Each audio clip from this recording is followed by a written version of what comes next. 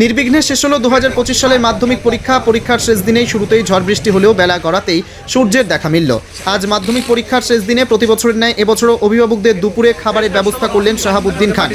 তিনি বর্ধমান পৌরসভার 19 নম্বর ওয়ার্ডের 2 বারের কাউন্সিলর। এছাড়াও তিনি বর্ধমান রাজ কলেজিয়েট হাই স্কুলের সেক্রেটারি।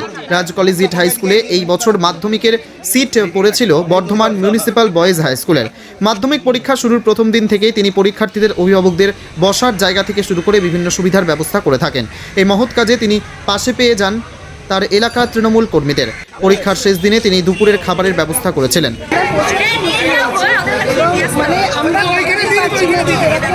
মানে ব্যবস্থাপনা এত সুন্দর, আমরা চিন্তাই করতে পারিনি যে এত সুবিধা আমরা এখানে এসে ছেলেদের खान सर बहुत अच्छे हैं।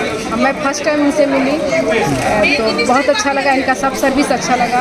टॉयलेट का सुविधा, पानी, चाय, नाश्ता, एवरीथिंग।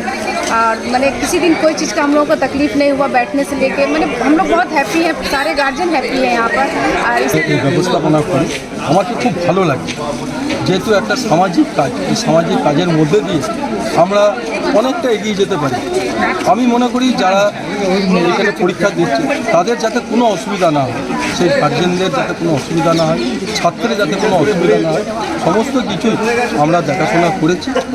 আমরা খুশি যে ছাত্ররা ভালো পরীক্ষা দিচ্ছে, তাদের গার্জেনরাও খুব খুশি যে তারা একটা বসার জায়গা পেয়েছে।